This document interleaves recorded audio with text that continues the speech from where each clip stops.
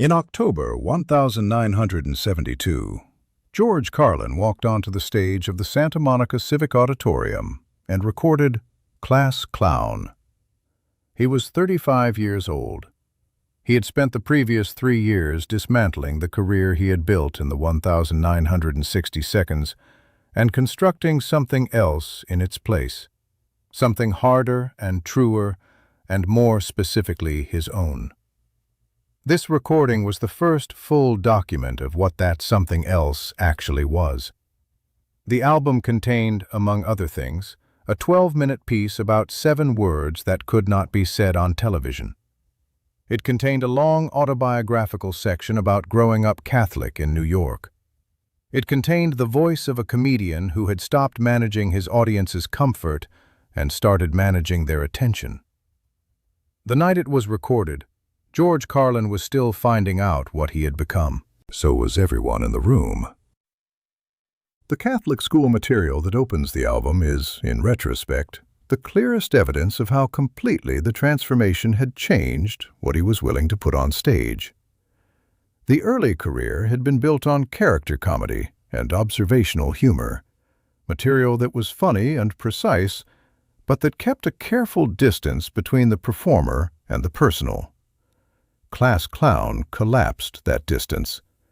He stood on stage in Santa Monica and talked about his actual childhood, the nuns, the catechism, the specific texture of a Catholic working-class education on the west side of Manhattan in the 1940 seconds, with the specificity of someone who had decided that the personal was no longer a place to be careful about.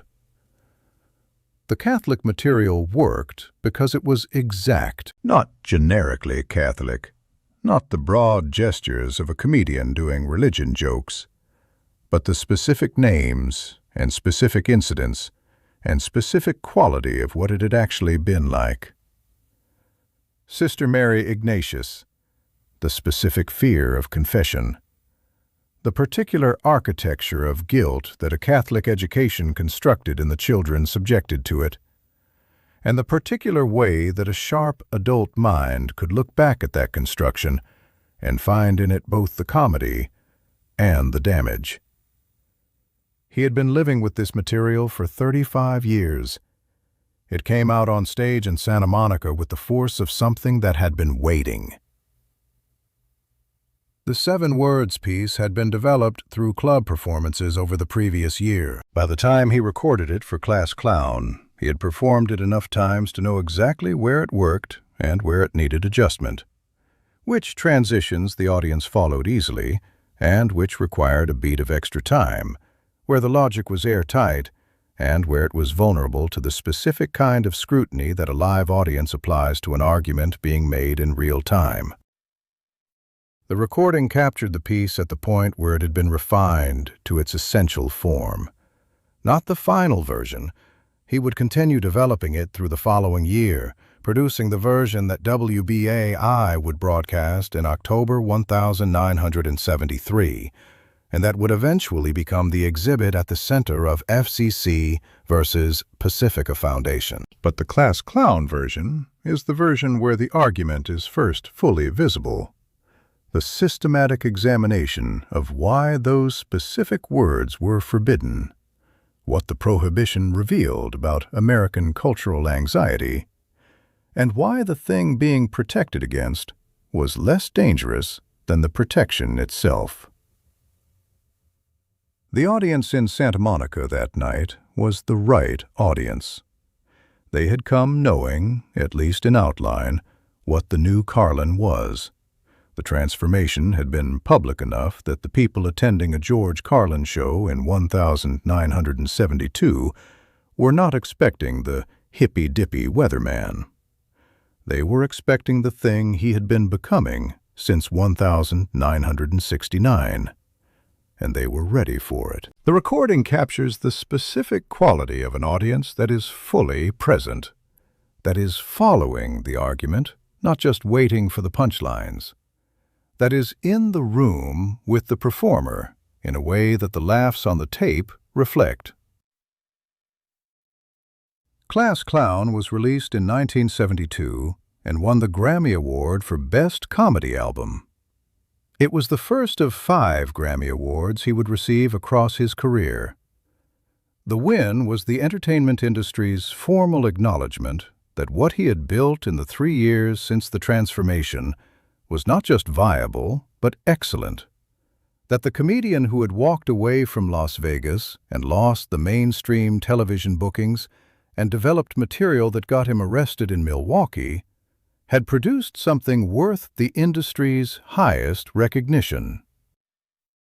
The Grammy was meaningful to him, not in the way that it would be meaningful to a performer who needed external validation to understand the value of their work. He had a sufficiently clear sense of his own work's value to not require a committee to confirm it. But in the more practical sense, that the award made the career he had chosen to have more financially and professionally sustainable. It signaled to the industry that the new George Carlin was a commercial and critical proposition, not just an interesting experiment. It made the next 10 years easier to navigate.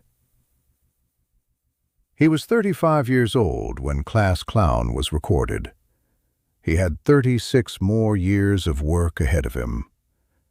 The album that was recorded in Santa Monica in October 1972 is, in the cleanest sense, the document of where the career that would produce those 36 years began.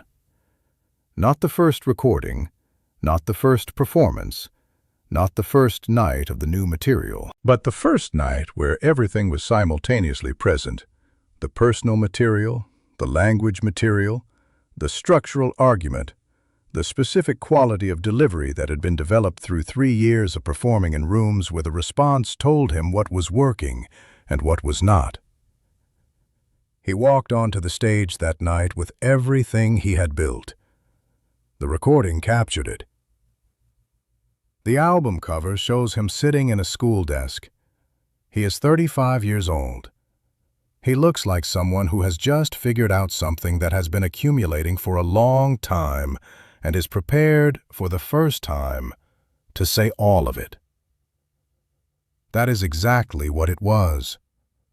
The night Class Clown was recorded in Santa Monica, George Carlin said all of it for the first time.